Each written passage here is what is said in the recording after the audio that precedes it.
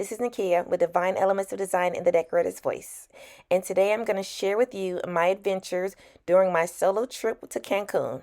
I decided to take a tour to Chichen Itza, which is in the Yucatan Peninsula. So I'm so excited to share this experience with you. So first, it was a long 3-hour drive.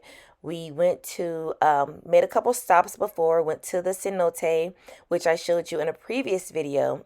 But on this video, I'm just going to share with you my experience at Chichen Itza. So it started with the tour. So the tour guide actually gave us some information about everything. Like when we first got there, he just gave us information about the area. He was so-called, a Yucatan or a Mayan descent. So he said he was, traced back to his ancestry. So he was actually from Mayan descent. So that was interesting, if true. So he basically, gave us a little feel of everything, told us what we're going to see, and we could actually stay in the tour or we can walk around and visit things ourselves. But I did like him being able to give us actual facts from a Mayan. So yes, the Mayans were very smart people. They knew a lot. I mean, just forget about that whole the world coming to the end in 2012. Other than that, everything was actually just really great. So I did love, being able to hear from him. Families, now we are in the ceremonial part of Chichen Itza.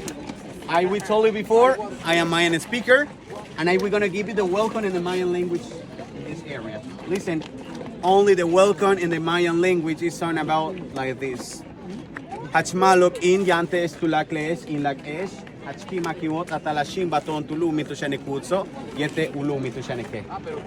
Right? That is only the welcome. Wow, I'm very impressed with that welcome.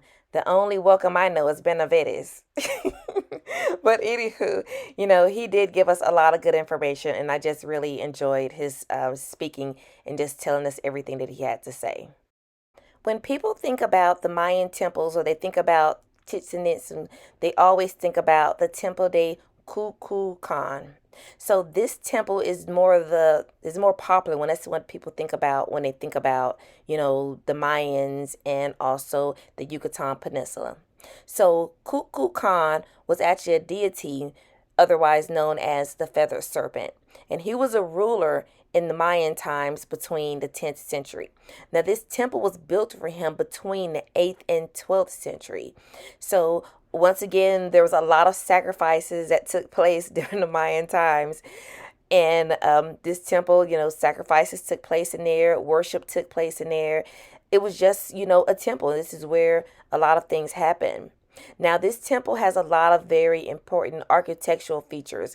As you can see, it's 4 sides, and each side or each wall has 91 steps. And then the top step is like the last step. So you add all those together, it equals 365 for the 365 days a year. Now, as you can see that the land is flat except the trees behind it, but the Mayans purposely got rid of all the trees on the inside of their the temple in the space, so they won't have to worry about trees growing up. Also, another important thing is the way it was built. It has, like, if you clap your hands in front of it, it actually makes the chirping sound of the birds that are native to the Mayan area. So I am in the ball pen. This is where the games took place, the ball games. And the winner of these games actually had to sacrifice themselves to the Mayan gods. So what they did with the balls are actually take them, and I believe they were like 6 pounds, 6 to 9 pounds, and they had to put them through those round hoops up there. I don't even know how they did it. So the winner, like I said, has to sacrifice himself. But yes, it was almost impossible. They did it. So I am here. So one of my favorite parts about this tour was actually being able to walk up close to the temples and looking at the hieroglyphics. I mean, it was simply fabulous. Now, I'm not, a big history buff, but it just really, meant something to me to be able to see these things that have been here, that have been written here on these walls, on these stones for hundreds of years, and to look at the dedication that, the Mayan people took into creating these beautiful things.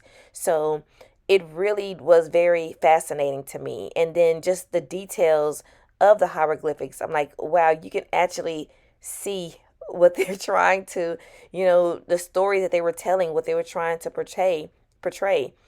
And I mean, everything just looks really fabulous. And like I mentioned before, the stuff that we have nowadays, these potholes are still, basically rubbish compared to this stuff that has been here for hundreds of years. So, anywho, if you're ever in Cancun and you have the time, please, make it an effort to travel to Chichen Itza and visit, this one of these seven wonders of the world. You will not regret it. This is definitely a trip for a lifetime. Okay, so the visit to Chichen Itza is over. It doesn't owe me anything. It was such a fabulous experience. Oh, no, thank you. So, like I was saying, it does not owe me anything. It was fabulous. If you've ever had the opportunity to come here, please come. Oh, hello. I already have one. I have one. Thank you already. You have a good day. Yeah, they don't care if you're on your phone or whatever. They're still gonna ask. But I really do already have my stuff. But yeah, so now I have to get on the bus, and there is a 3-hour ride back to the hotel. So yeah, that's it. Thanks for watching.